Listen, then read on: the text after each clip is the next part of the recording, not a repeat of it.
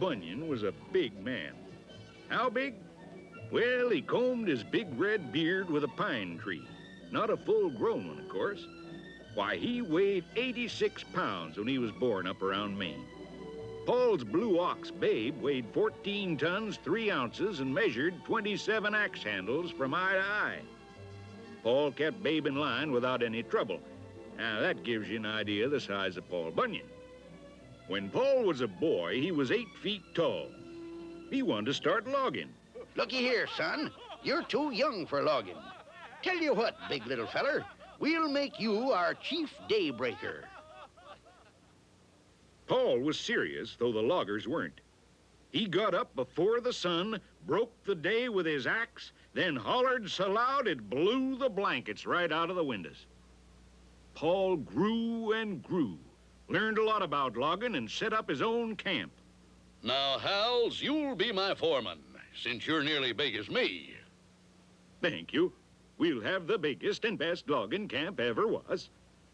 Name's Johnny Inkslinger, best bookkeeper in these parts. We'll grow pencil trees and have men special to carry ink, so you can keep careful track of everything. And you, Sourdough Sam and Hot Biscuit Slim, are my head cooks. Now, I eat a lot, and those loggers get pretty hungry, too. We'll figure the best way to feed the mob. Why you digging, Paul? We need water for the camp. Whoa-wee. With those holes full of water, that's plenty. How'll you get it to the camp? Gonna have Babe, the blue ox, haul it to camp in a big tank. Quick, Paul Bunyan. The tank is leaking fast. It'll flood the whole United States. Now, water runs best down, so I'll dig a ditch from north to south. Well, Paul Bunyan dug a long ditch to drain off the water. Later, the ditch was named the Mississippi River. And the dirt Paul tossed to one side became the Appalachian Mountains. And the water holes he dug for the camp water supply became known as the Great Lakes. What did you do to the biscuits, Slim? Left him in the oven too long. Hard as rocks and just as heavy. You throwing out the whole batch? Yup. Well, the biscuits landed in a big pile, and that's what made the Rocky Mountains. Well, I figured this way we'll get the kitchen eventually. I'm always getting lost. Paul employed hundreds of loggers. When they changed shifts, there was a real to-do. So Paul Bunyan invented the first traffic signal. Paul, this cookhouse covers 4 square miles. Sometimes a logger faints afore he can hike to his table. We'll put lunch counters along the way, so's they can have a bite to eat before getting their meal. Since hotcakes are a logger's favorite food, Paul Bunyan drained a lake near the kitchen, filled it with hotcake batter, and kept an old steamboat a-going round and round. The paddle wheel stirred the batter better than anything else. And the griddle was so huge, a dozen cooks had to skate on it with bacon tied to their feet, just to grease it for cooking hotcakes. And when the hotcakes were done, they were loaded on a train, and loggers grabbed as many as they wanted when the train passed their table. That pipeline of maple syrup from New England is working perfectly. Yup, you shove a plate of hotcakes under the tap, get as much as you want. Wonder what Paul will think of next. Well, Paul planted a corn stalk. Hals, his foreman, climbed up to get a nice juicy ear of corn. Hey, I can't get down. I keep climbing down, but it keeps growing up. Don't worry, Hals. I'll think of a way. Paul grabbed a steel rail from the railroad and made a good tight knot around the stalk. As it kept growing, it choked it in two. It fell for 3 days, raising a fierce wind, and just before it hit the ground, Hals jumped off. Paul ordered his men to pick the ears for a roast, when suddenly, something happened. What's going on? The weather turned so hot it's popping the corn. It's flying through the air like a snowstorm. Why, it's even hanging on the trees. Seems like winter. Mules acting just like frostbite. Look, Babe, the blue ox is even bluer. Start eating the popcorn, everybody, before we freeze to death. Wider, Paul. That's it, men. Shovel that popcorn into his mouth. What an idea, and he's the one can eat it all. Babe's not shivering anymore. How do you feel, Paul? Kinda stuffed.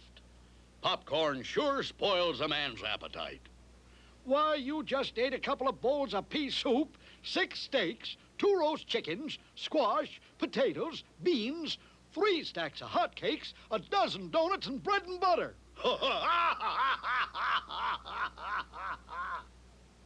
What are you doing now, Paul?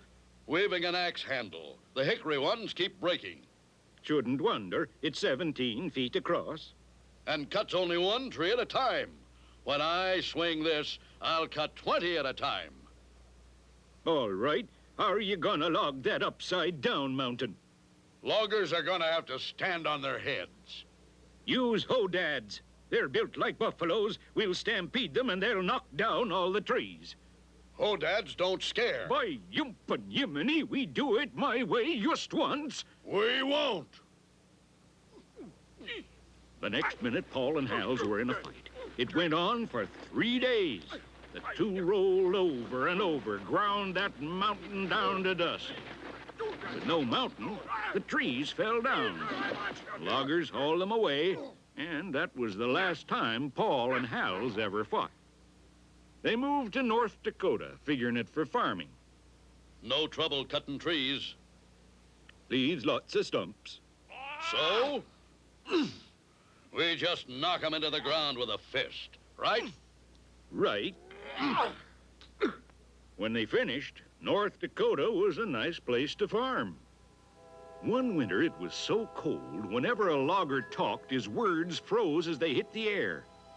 Paul's frozen words were kept in a bucket and had to be thawed out on the bunkhouse stove before the men could hear their orders. In the spring, a funny thing happened. Paul floated logs down the river and passed a camp just like his several times. You know what?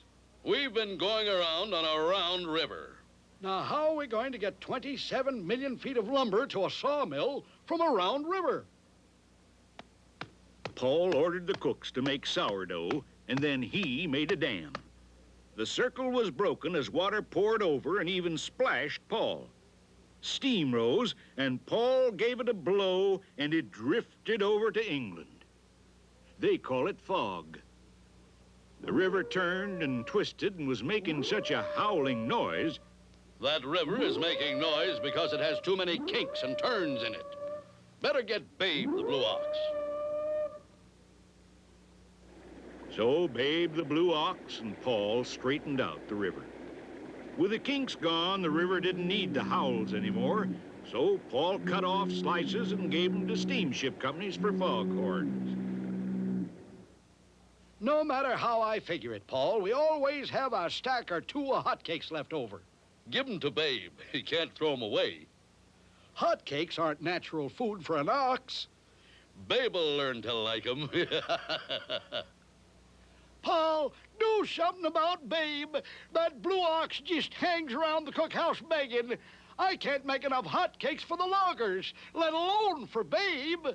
Guess I'll have to chain Babe to a mountain. Keep 'em away. Babe pulled and struggled and yanked. Man, was he anxious for hotcakes, and he could smell 'em cooking. He pulled and he pulled. Sure enough, the chain wouldn't give, but the top of the mountain came right off, and he lit out for Sam's cookhouse. Babe got to the cookhouse, swallowed the hotcakes, red-hot, stove and all. Smoke and flame shot out of Babe's mouth, lighting up the whole countryside. He figured the only thing that could cool him off was drinking the Arctic Ocean. So Babe lit out for the North Pole with Paul right after him. Winters aren't as cold as they used to be nowadays. Sure proof Babe and Paul are still up there. Someday, though, that stove will cool off, and Paul and Babe will go back to logging. Then the North Woods will be just like old times again.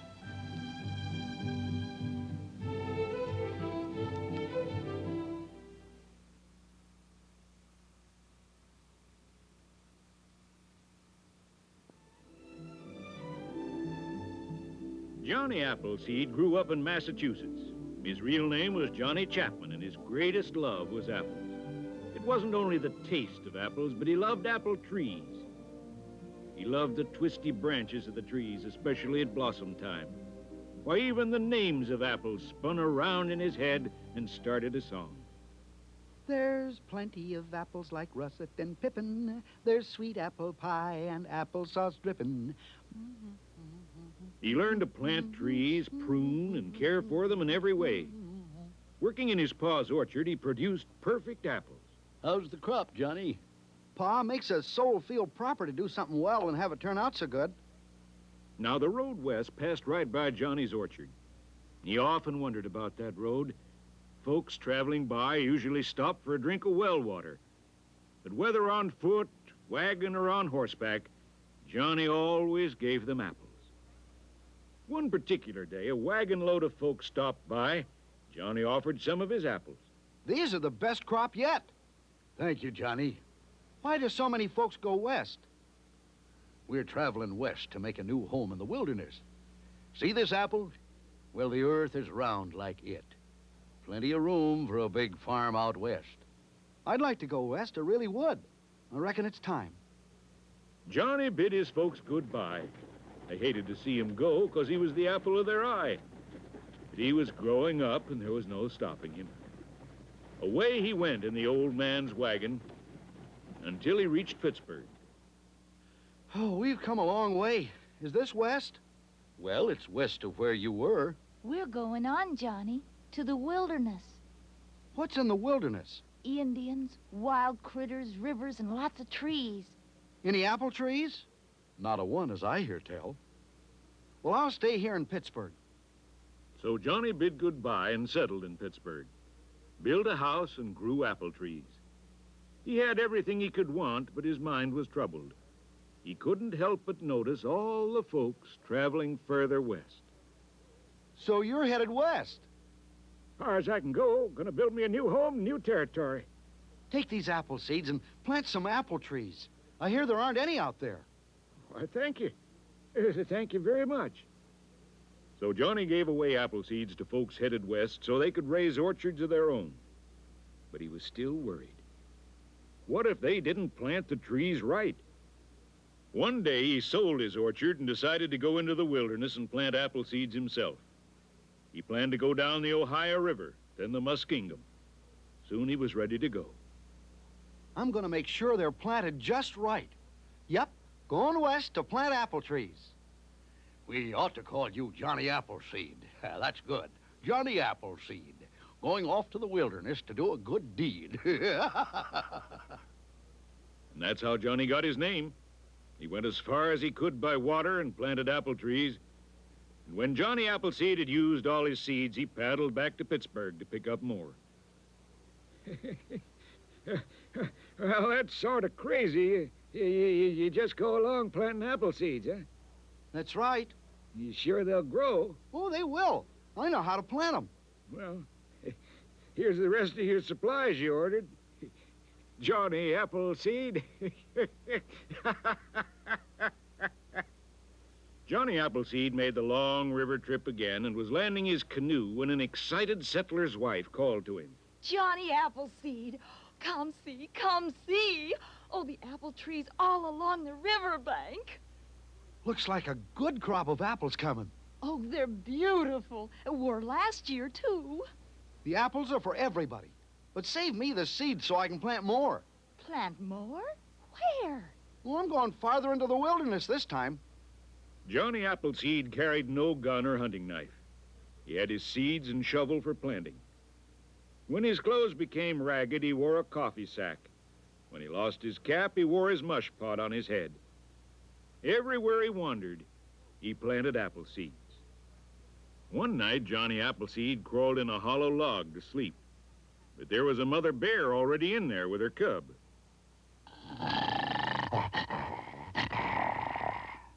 Now, hush. I don't mean no harm. I didn't know this log was occupied. I'll leave and sleep under a tree. Another time, Johnny came across a wolf caught in a trap and exhausted from struggling to get loose. Johnny got him out and began fixing up the wolf's leg. Easy now. I'll have that leg of yours fixed in no time. Steady. That's it. You gotta be more careful about those traps. Yes, sirree. Johnny Appleseed wouldn't hurt any living thing. In fact, one night, some mosquitoes came round his fire and burned themselves. So you know what Johnny did? He put out his fire. He might have forgotten all about the wolf he saved. But Johnny got captured by the Shawnee Indians. He crowded around looking at his funny clothes and mush pot hat. What we do with him? Your chief has a fever.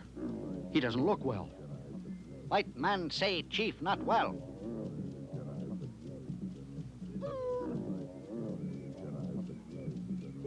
Johnny had done nothing to anger the Shawnee, but the chief did have a fever and was in a terrible temper. Suddenly, there was a growl. Stop. Don't be afraid. The wolf is my friend. See? This time, fella, you saved my life. It's good to see you looking so healthy. Wolf, your friend? Come, fella. The Indians were amazed to see Johnny pet the wild wolf. How you do that? Well, I made him well. I could make your chief well, too. Chief don't feel good. Go to teepee. So Johnny made a special herb brew for the chief. You'll feel better soon. Now do exactly as I say. Feel better now. How you do that? I know all the forest plants that are food for any sickness. You stay. Become medicine man. Oh, I might stay a while. Well, Johnny cured the chief and stayed with the Shawnees for a time, and then one day he wandered off. As time went by, folks stopped laughing at Johnny Appleseed, and he was welcome in cabins all over the wilderness. He carried news from one settler to another. Johnny Appleseed, can you come to our cabin? My brother's powerful sick and... Now, calm yourself. Just lead the way. He's had an awful fever. Ma tried everything. Johnny Appleseed followed the girl to the cabin and found a very sick little boy and a very worried mother. Oh, I'm glad you came, Johnny Appleseed. These herbs will fix him good as new in no time. Oh, just grateful to you. So grateful. In a short time, the lad was feeling better, and Johnny knew everything was going to be all right. Eat plenty of ripe apples, and you won't get sick. Green apples, yellow, and some that are red. Fritters and butter of apples instead. Thank you, Johnny Appleseed. Oh, how you go on like this is a blessing. Carrying news, helping sick folks, and planting apple trees. It's my calling, I guess. I'd like to read a little news from the good book, too. Love to hear you read the good book. Johnny Appleseed always made it a point to read from the good book. For 40 years, he walked in the wilderness. The seeds he planted grew into rich apple trees, and the other seeds he planted, kindness for fellow men and animals, also flowered in the wilderness. One day, out Indiana way, he rested under a tree he'd planted so long ago he couldn't remember when. A soft breeze made the blossoms fall around Johnny Appleseed. The sun shone warm on his tired bones, and he closed his eyes to rest. He thought of all kinds of folks, all races and colors. Indians having a good time together, mingling and laughing. All of them enjoying apples. Apple sauce, fritters, and thirst-quenching apple cider. The thoughts made him very happy indeed, for folks would always remember Johnny. Johnny Appleseed.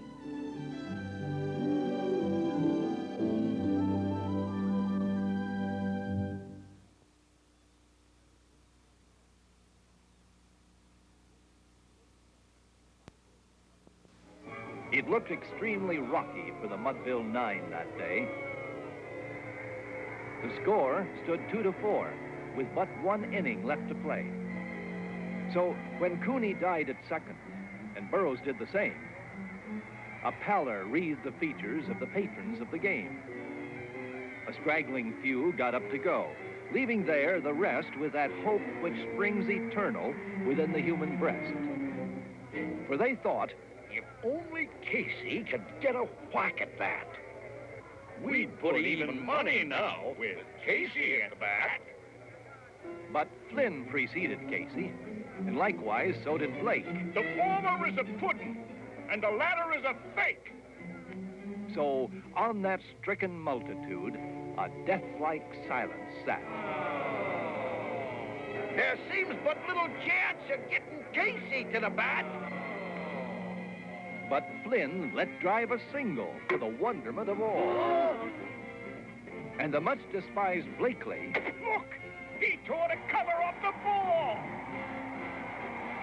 And when the dust had lifted and they saw what had occurred, Look, there's Blakely, safe at second. And Flynn a hugging third. then from the gladdened multitude went up a joyous yell. It rumbled in the mountaintops. It rattled in the dell. It struck up on the hillside and rebounded on the flat. It's Casey, mighty Casey. He's advancing to the bat. There is an ease in Casey's manner as he steps into his place. There's a pride in Casey's bearing and a smile on Casey's face. And when, responding to the cheers, he lightly doffs his hat, no stranger in the crowd could doubt. Is Casey at the bat? 10,000 eyes were on him as he rubbed his hands with dirt. 5,000 tongues applauded when he wiped them on his shirt. And then, when the writhing pitcher ground the ball into his hip, defiance gleamed from Casey's eye. A sneer curled Casey's lip.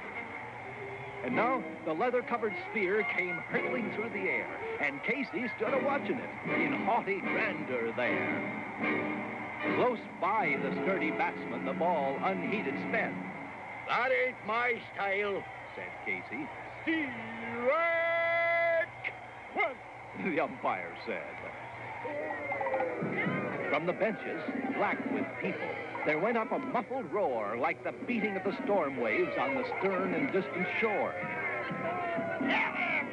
Kill the umpire! Shouted someone in the stand. And it's likely they'd have killed him had not Casey raised his hand.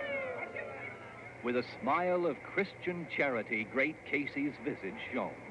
He stilled the rising tumult. He made the game go on. He signaled to the pitcher, and once more the spheroid flew. But Casey still ignored it, and the umpire said, Strike two.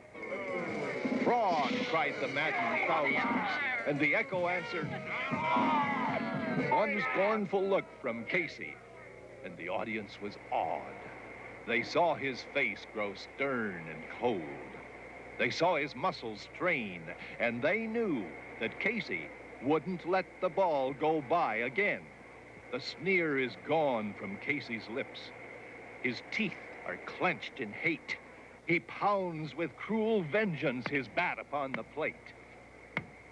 And now the pitcher holds the ball. And now he lets it go. And now the air is shattered by the force of Casey's blow. Oh, somewhere in this favored land, the sun is shining bright. The band is playing somewhere. And somewhere, hearts are light. Somewhere, men are laughing. And somewhere, children shout. There is no joy in Mudville. Mighty Casey has struck out.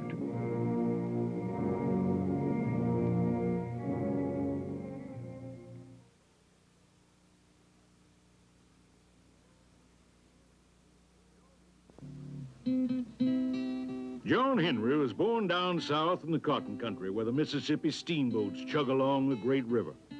He grew to be the biggest and strongest man in all the South. He knew right from the start what he was meant to be. Yep, he knew. I'm going to drive steel. Whop it with a big hammer. Why, John Henry, you're still a baby. How can you know? I know, Mama. I know. John Henry's ma had a strange feeling whenever steel driving was mentioned. As I look at you, John Henry, with skin deep as night and eyes that shine like bright stars, I won't allow you to drive steel with a hammer. John Henry's mother was afraid, so she tied John right to her apron strings to keep her eyes on him every minute. I'd rather do washing of folks, watching my John Henry while it soaks. One day, John Henry picked up a banjo and started playing it right off. His mother was surprised. Why, that's good. That's what my boy's going to do, be a music man. Then he'll never hold a hammer in his hand. So John Henry's folks took him to New Orleans and the music professor. What do you think, Professor? Could he be a music man? Has musical talent, no doubt about that. Where did you learn to play the piano, John Henry? Just now? Come natural to me, 'cause I'm a natural man. Then John Henry tried the drums, and the professor was amazed. So were his folks. Such rhythm. He can play any style. I knew it, just knew it. He's musical. Our boy's going to be a musical man. Here are some other musical instruments, boy. Try them. John Henry played. He played everything. When he picked up the trumpet, it echoed down the streets, and soon somebody got the drums. The professor got the trombone. Somebody joined in with a bass horn. Folks came running from everywhere, singing and clapping their hands. Well, John Henry was growing and growing and growing fast. He was 8 feet tall and still growing. I can't be a music man. There isn't a musical instrument that fits me. They're all too small. John Henry was right. He was too big and too strong. Why, if he touched a piano, it fell apart. Or tried the drums, they squashed to bits. His mother finally decided, maybe you could be a singing man instead. Well, his voice was so big and strong, too, it blew the roof right off the house. So John Henry decided he was big enough to pick cotton, though his folks didn't want him to be in the fields. I couldn't stop him, Pa. Nobody can stop a natural man. He can pick more'n a bale a day. I'm afraid it won't stop at just picking cotton. I'm worried, Pa. John Henry worked till the crop was picked, and when it was time, he helped take the bales to town.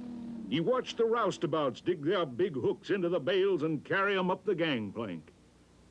John Henry wanted to load cotton and asked the boss man. The boss man looked up at big John Henry. So you think you could handle one of them hooks and roust cotton? Think I could, boss man, because I'm natural strong. John Henry rousted that cotton. At first he used one hook, then two, then carried bales on his head as well. He rousted more cotton than any 10 men. Folks came from miles around just to see the sight.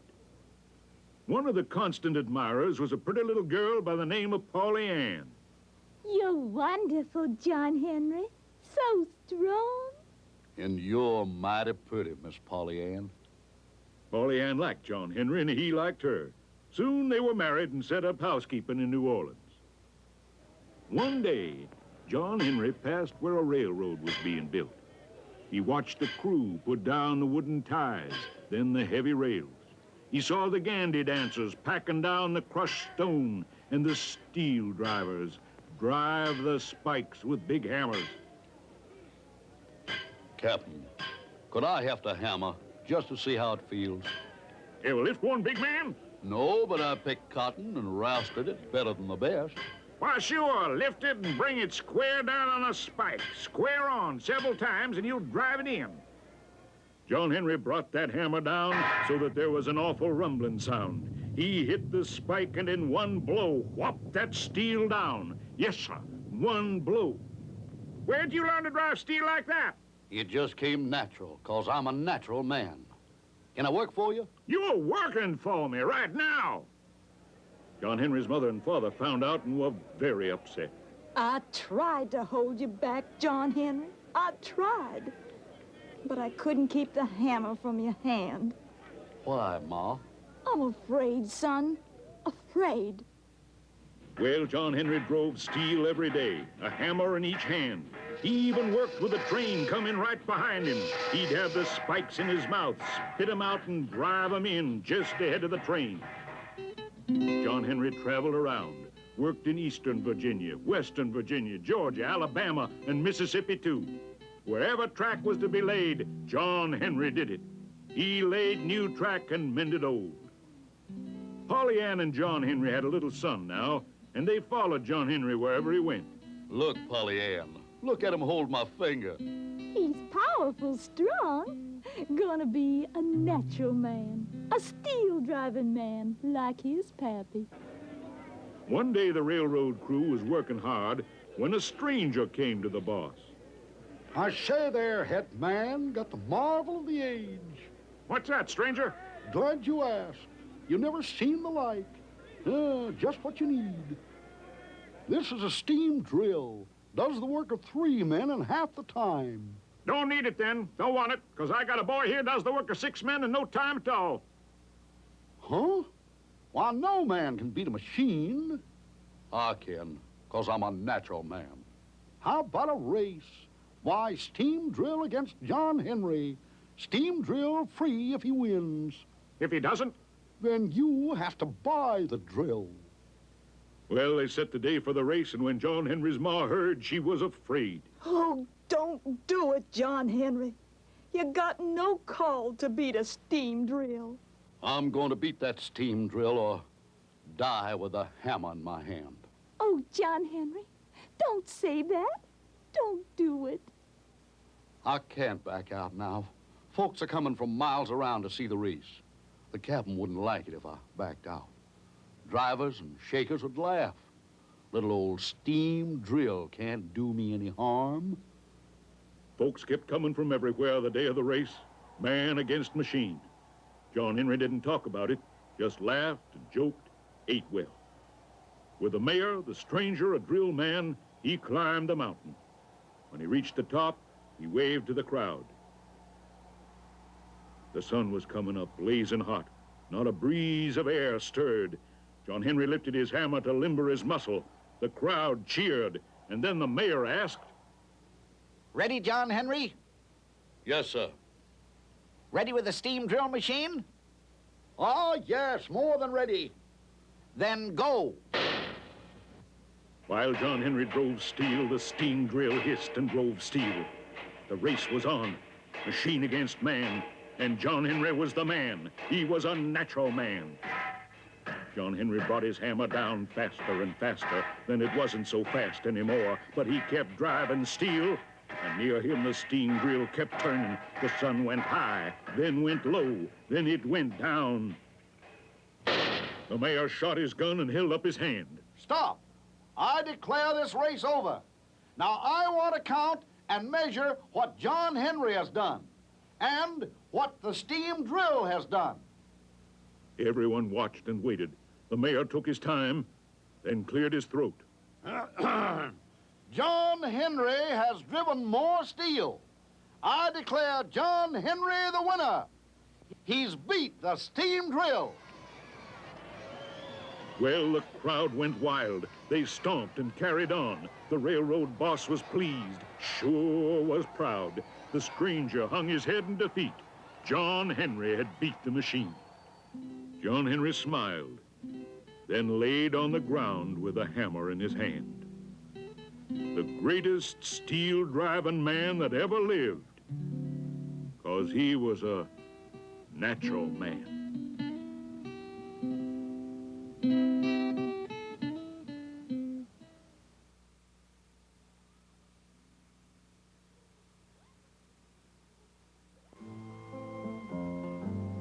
Pecos Bill was probably the greatest cowboy ever lived.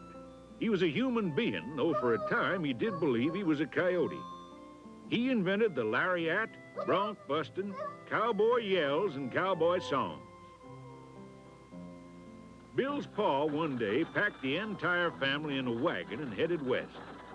Right after they crossed the Pecos River, the wagon hit a rock. Bill, the baby, bounced right out. With 17 other children, his folks didn't miss him for several days. They looked for him, but never did find him. Bill met a pack of coyotes and grew up with them. He hunted by day and howled at the moon by night. Well, naturally, he thought he was a coyote, too. One day, a cowboy happened by while Bill was a-chomping on a cactus. "Howdy, boy. Why you running with them coyotes?" Can't you see I'm a coyote myself? Nah, you're a human in a Texan. I can tell by your size. I'm ornery like a coyote. Lots of Texans are ornery.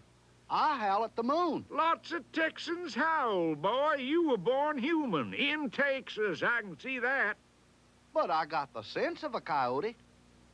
How'd you get mixed up with them critters? Oh, hard to remember. Just sort of grew up by the Pecos River. I remember the name Bill. Pecos Bill, that's what I'll call you. You've got the makings of a good cowboy. Come along with me. So Pecos Bill became a good cowboy and was heading for the IXL ranch. Heard they needed a hand there. Well, his horse gave up on him and Pecos had to walk. 100 miles from nowhere and no horse. There's more to being a cowboy than I thought. Just then, a big rattlesnake, 10 feet long or more, coiled in front of Bill. Now, looky here, you ornery sidewinder. I'm a cowboy, but I was raised a coyote. Poison or no poison, you don't stand a chance. Bill gave the snake 3 chances to strike, then grabbed it and shook it so hard its rattle dropped off, and it gave up the fight. Bill whirled that rattler over his head. It was fun for the snake and fun for Bill, and away he went on his way. Wow! Crouching on the wall of a canyon just ahead was a big wowzer, the most terrible critter in the West. Part mountain lion and part grizzly bear, worse than either and meaner than both. He waited for Bill to walk by.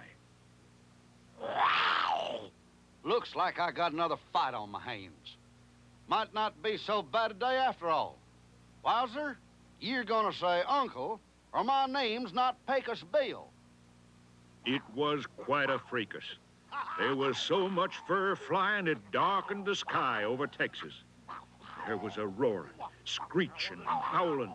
Might have been the wowzer, or it might have been Bill.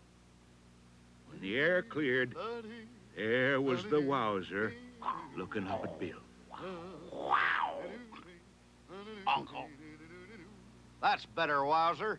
Now, seeing I have no horse, might as well saddle you and ride to the IXL ranch.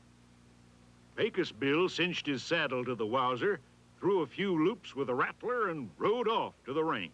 Yippee! I feel fine again. The cowboys around the chuck wagon and the ranch dropped their plates and just stared as Bill rode in on a wowzer. My name's Pecos Bill. Mine's, never mind. Who's boss? Anybody rides a wowzer like you can be boss. That's fair. I need a real horse. A wowzer's uncomfortable at times.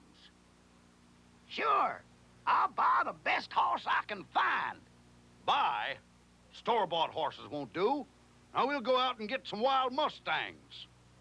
It's never been done. It's gonna be from now on. Now, out on the range was a beautiful white Mustang, the wildest pony in the West. For years, cowboys have been trying to catch that white stallion. When Bill saw him, he knew that he had to have that horse. Well, Bill showed him how to tame a wild Mustang, and that started bronc busting.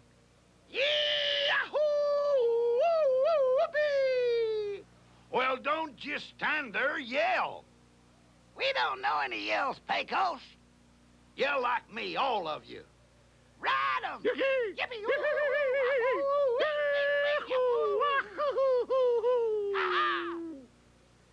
That's when cowboys began yelling, and they've been at it ever since. Well, that white Mustang was a smart one. It took Bill weeks to tame that stallion. The cowhands were so impressed by the Mustang's bucking, they called him Widowmaker. At last, the white stallion gave up the struggle. He knew that in Pecos Bill he'd met his match and decided that he would be proud to be the partner of such a fearless cowboy. Pecos Bill was so happy, he promised Widowmaker he would never let another human sit in his saddle. Take me back to the deep blue sea. One day, the boys settled around a campfire and began singing songs they knew. Stop that noise. You're singing sea ditties. Ought to sing cowboy songs. Haven't been invented yet. Then I'll invent some. And that's exactly what he did. Made up new words, and cowboys have been singing them ever since. And the wind blows free. Pecos Bill decided it was time to ride herd and round up some cattle. Round up? Pecos, it takes time to lay the rope in a loop and wait for a cow to come along. Only way to catch 'em. I got an idea. That's when Bill invented the lariat. Got the idea from twirling that old rattlesnake. Made a lariat out of rawhide that was as long as the equator. He could lasso the whole herd at once. Well, soon all the cowboys were using lariats. Once a cyclone came from nowhere. Bill hopped on it, riding like a bucking bronc, kicked a streak of lightning out of his way. That cyclone bucked, reared, tried to throw Bill. Of course it couldn't. Bill tamed it some. So the cyclone rained out from under him, and Bill hit that ground so hard he was a couple 100 feet below sea level. The spot is still there, a place called Death Valley. So's the place where his hip pockets made a mark in the rock. Well, one day, Bill was by the Rio Grande, heard a whooping and a hollering.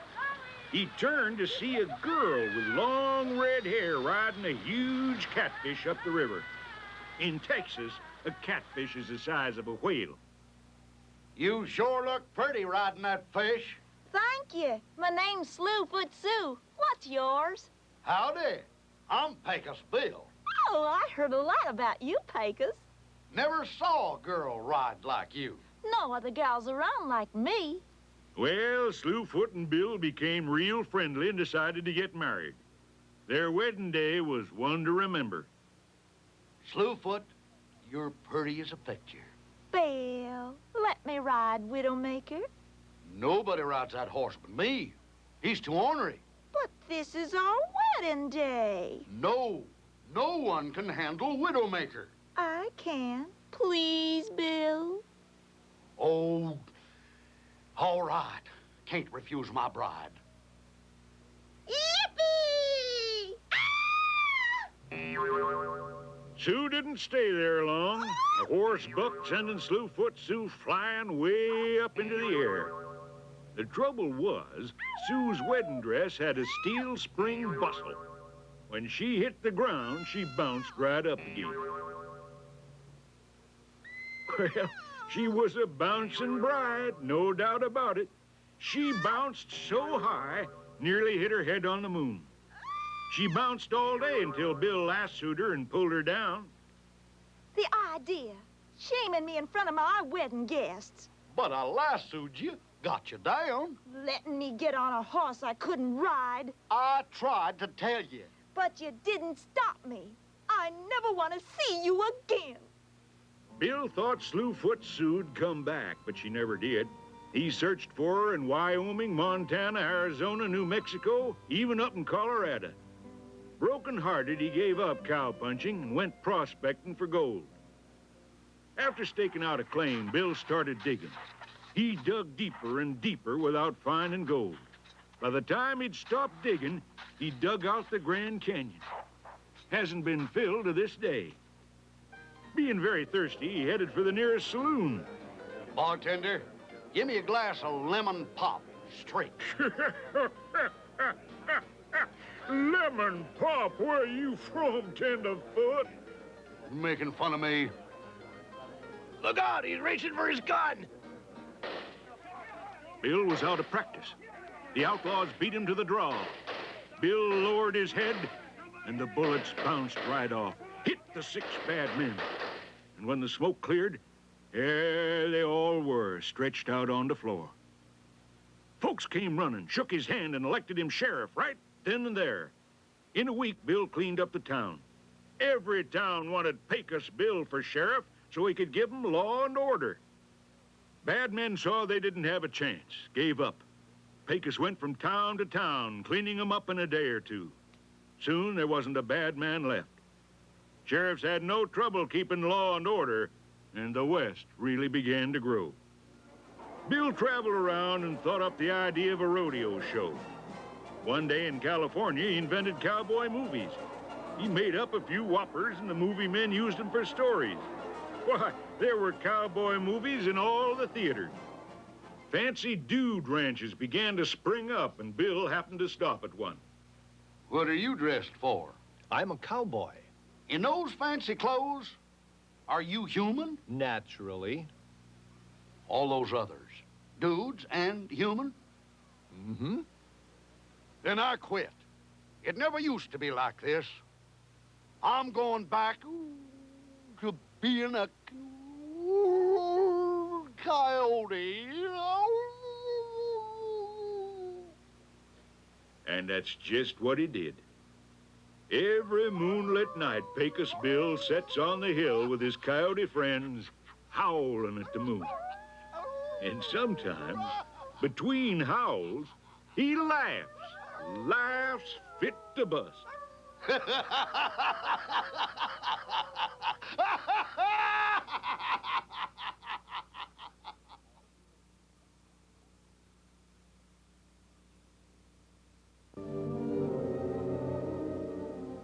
Long ago, in the rolling hills high above the Hudson River, there was a beautiful little valley known as Sleepy Hollow.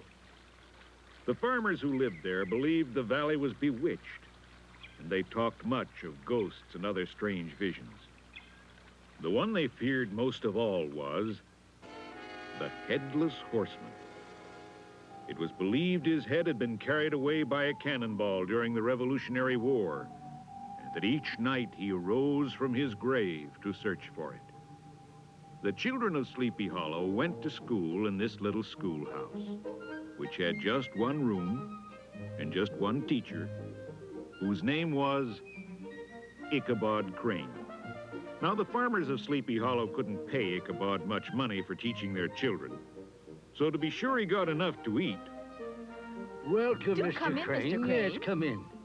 they took turns letting him stay in their homes. Each week, Ichabod went to a different house, carrying his clothes and other belongings in a cotton handkerchief. The school teacher helped the farmers with their chores and the mothers with their children, who loved to hear him tell stories. Ichabod Crane was also a singing teacher, and on Sundays he led his young students in singing hymns for the townspeople. The school teacher's voice was always heard above all the rest.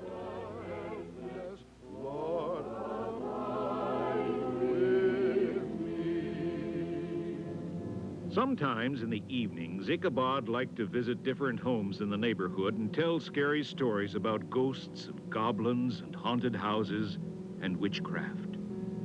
Most of all, people wanted to hear him tell about the Headless Horseman. The trouble was, Ichabod told such frightening stories that he even scared himself. Then he was afraid to walk home alone.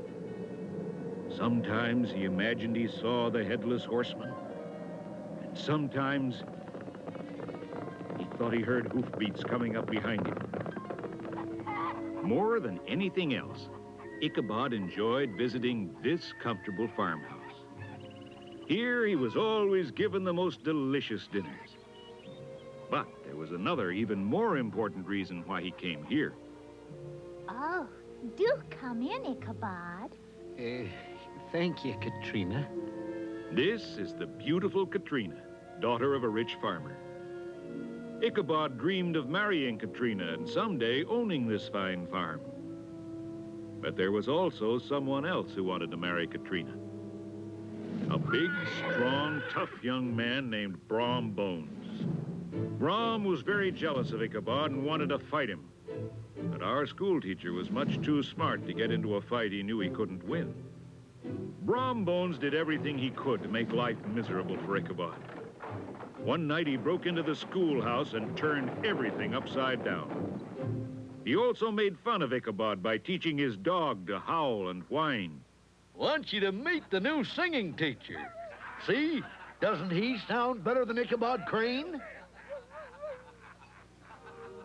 One day, Ichabod received an invitation to a party at the home of the lovely Katrina. He put on his black suit, the only one he owned.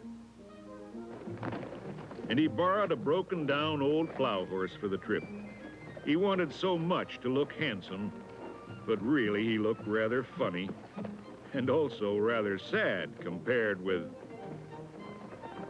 the dashing Brom Bones, who also was invited to the party. It was a very big party with all the important people of the countryside invited. And the food. There were roasted chickens, ham, beef, fruit, pies, and cakes of all kinds. Ichabod was in heaven, for he loved good food almost as much as he loved the beautiful Katrina. Then it was time for dancing, and everyone said Ichabod and his Katrina were the best dancers on the floor. There was only one musician, a gray-headed old man who had played for all the dances around Sleepy Hollow for the last 50 years. You dance beautifully, Katrina. And so do you, Ichabod. As Ichabod and Katrina danced, Brom Bones, who knew more about horses than dancing, sat in a corner sulking.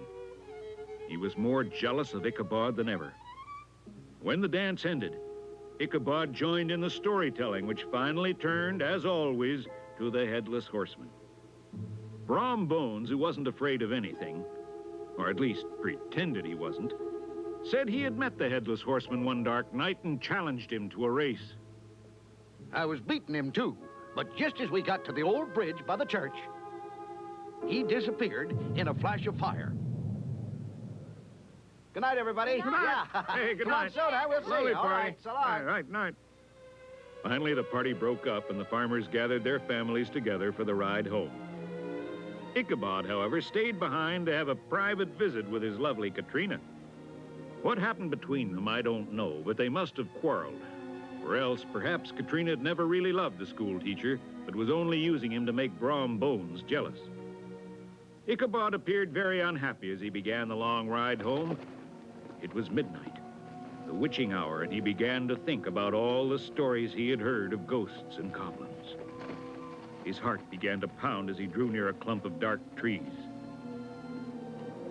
He heard a moaning sound. It was only the wind rubbing some branches together. Then he saw it. It was too late to run. Besides, who can outrun a ghost? Shivering with fright, Ichabod asked, Who are you? Who are you? There was no reply, but instead, the black horseman suddenly appeared just on the other side of the road. When Ichabod started forward, the stranger went forward with him, and when Ichabod stopped, so did the stranger. Poor Ichabod, scared to death, dug in his heels and galloped his old plow horse as fast as he could go, but that stranger stayed right with him. As they went over a hill and out of the shadows, Ichabod could see him clearly for the first time. It was indeed the Headless Horseman, and the head which should have rested on his shoulders was being carried on the horseman's saddle. Too frightened to know what he was doing, Ichabod whipped his poor horse and begged him to go even faster. But as his horse leaped forward, a saddle strap broke and the saddle fell to the ground. Just then, Ichabod saw the bridge where, according to Brom Bones, the Headless Horseman had once before disappeared in a flash of fire. Oh, if I can just reach that bridge, I'll be safe. Just before reaching the bridge, Ichabod looked around.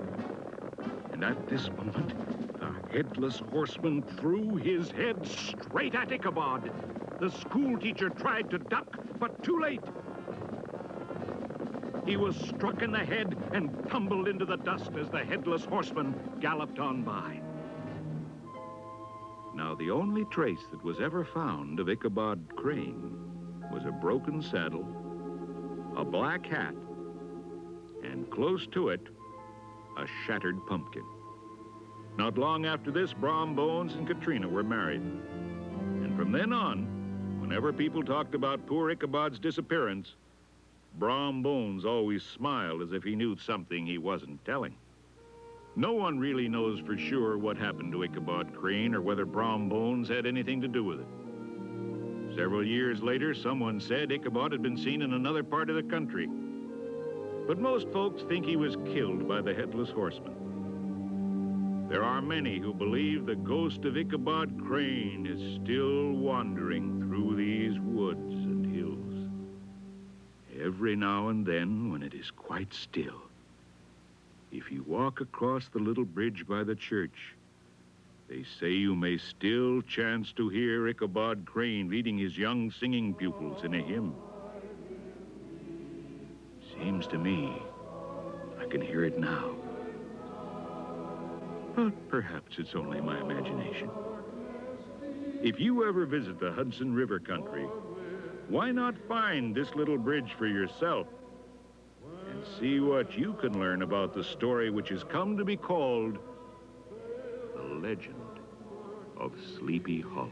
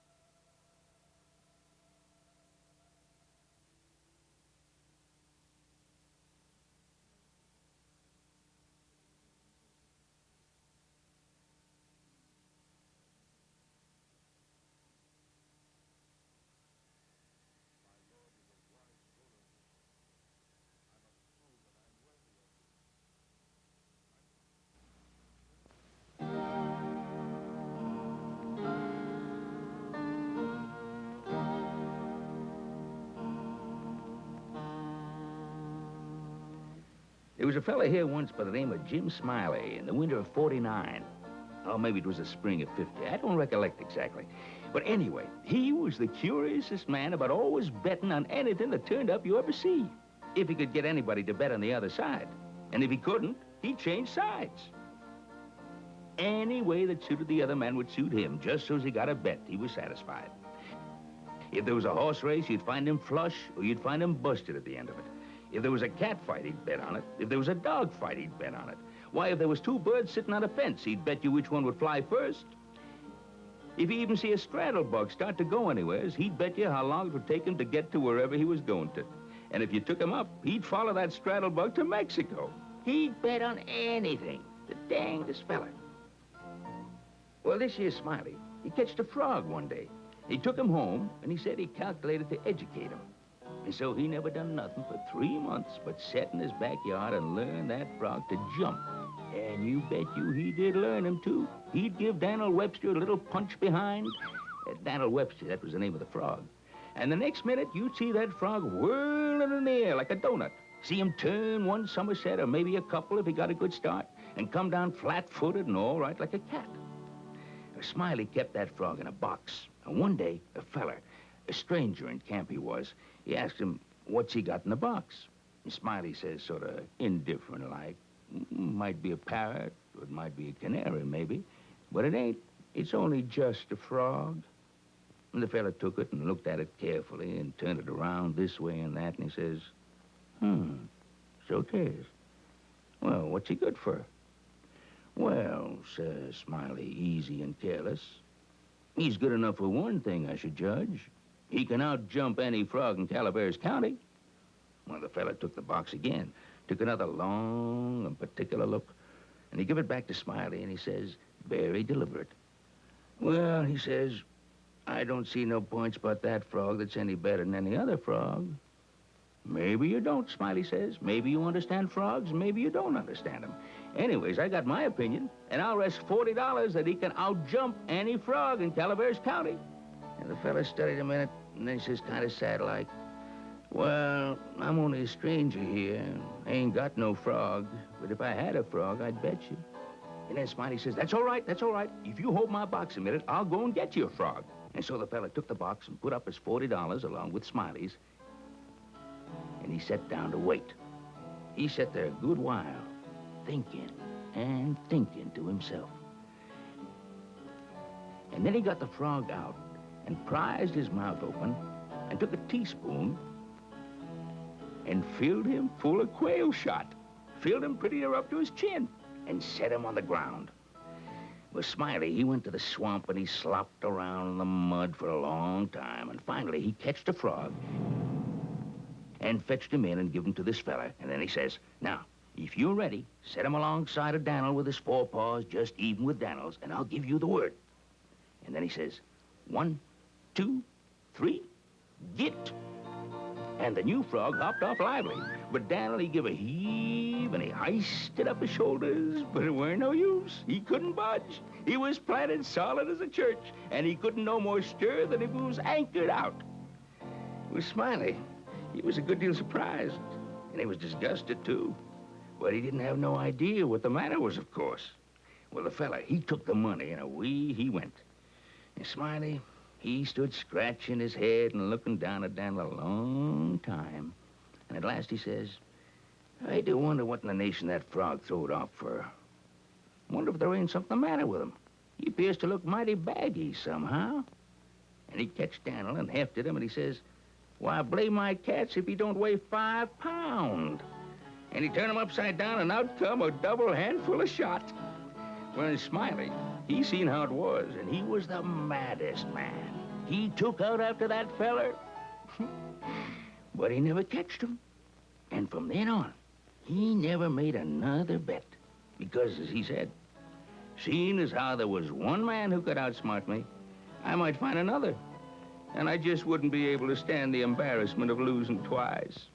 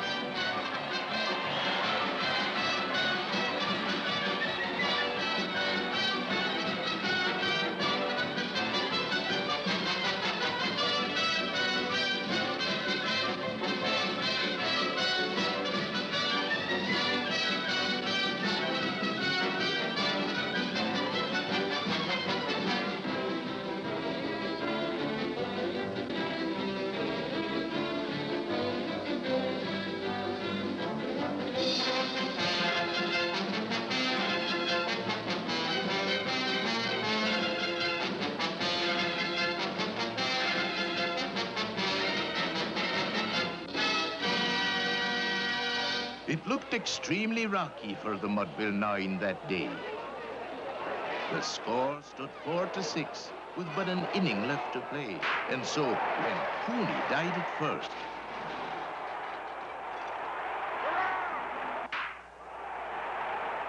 and Burroughs did the same,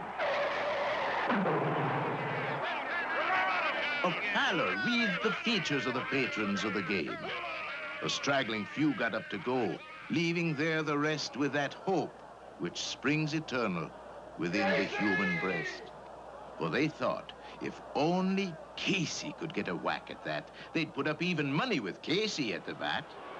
But Flynn preceded Casey, and likewise so did Blake. And the former was a puddin', and the latter was a fake. So on that stricken multitude, a death-like silence sat. For there seemed but little chance of Casey's getting to the bat.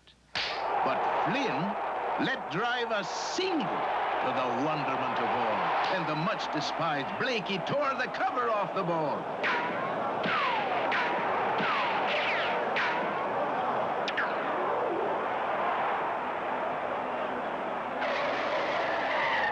And when the dust had lifted and they saw what had occurred, there was Blakey safe on second and Flynn a hugging third.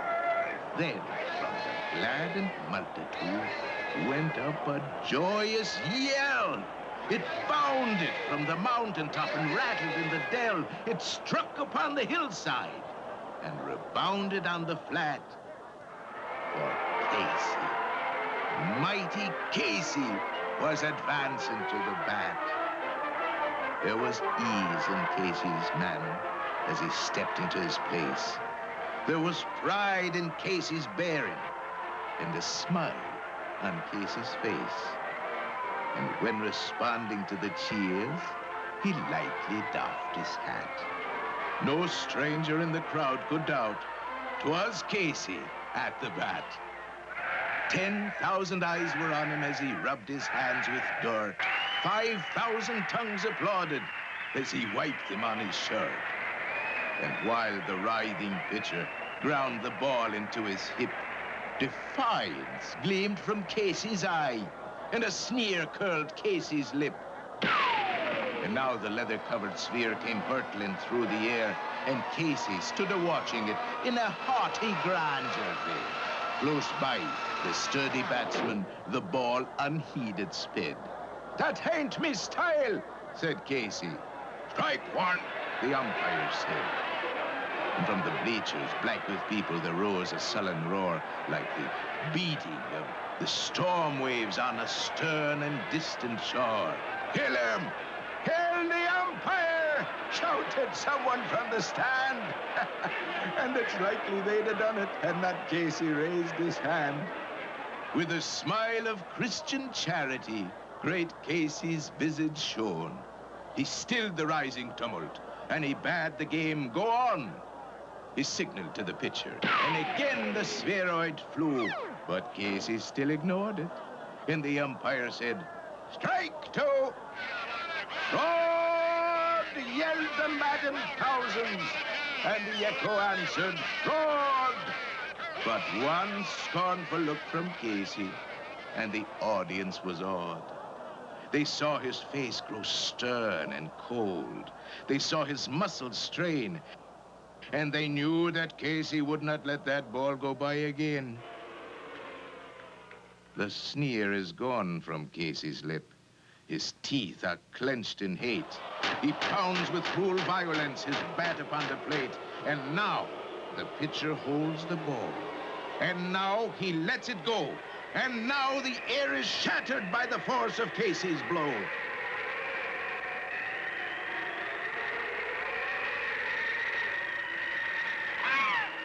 Oh, somewhere in this favored land, the sun is shining bright.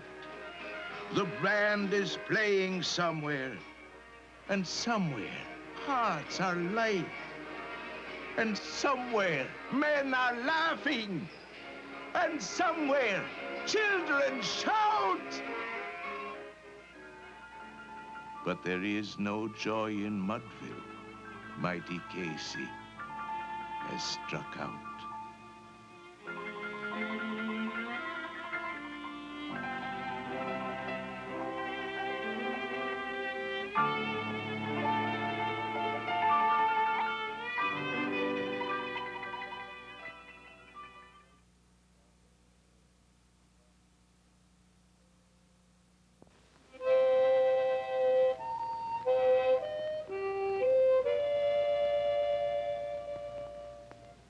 An aspiring genius was Darius Green, the son of a farmer, age 14. His body was long and lank and lean, just right for flying, as will be seen. He had 2 eyes as bright as a bean and a freckled nose that grew between. Now wise he must have been to do more than ever a genius did before, excepting Daedalus of yore and his son Icarus, who wore upon their backs those wings of wax he'd read of in the old almanacs. Now, here's how Darius reasoned the facts. The birds can fly, and why can't I? Must we give in, says he with a grin, that the bluebird and Phoebe are smarter and we be?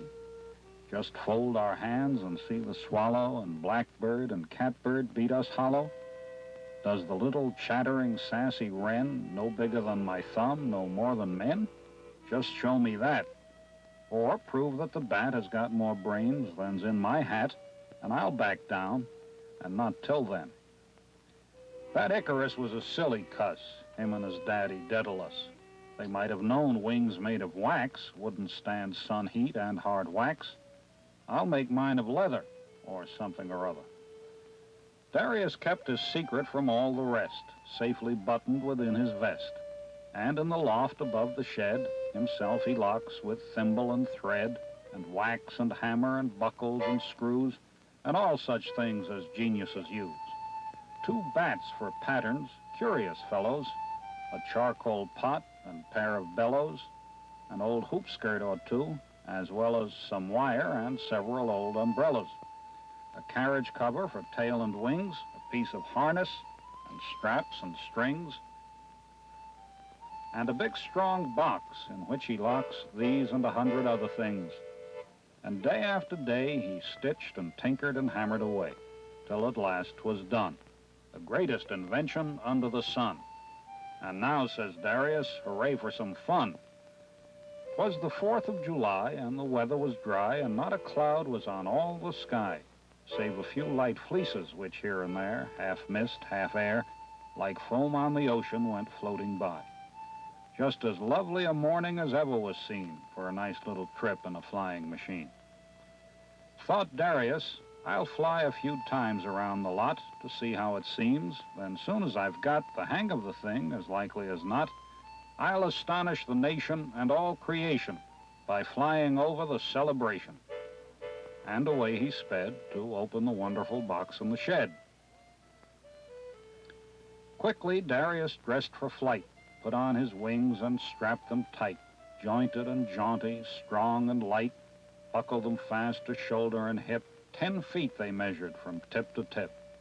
Now he stretches those wings like a monstrous bat, peeks over his shoulder this way and that, for to see if there's anyone passing by. But there's only a calf and a gosling nigh. They turn up at him a wondering eye to see, by golly, he's going to fly. Away he goes. Jiminy, what a jump. Flop, flop, and plump to the ground with a thump, fluttering and floundering, all in a lump. Poor old Darius. Upon his drown, in the midst of the barnyard he came down, in a wonderful whirl of tangled strings, broken braces and broken springs, broken tail and broken wings, shooting stars and various things. Away with a bellow fled the calf, and what was that?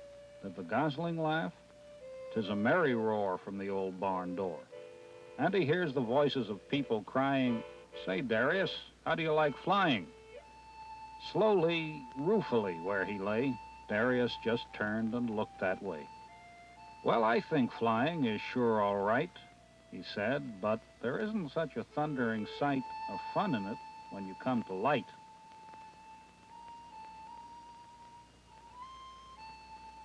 I just have room for the moral here, and this is the moral: stick to your sphere.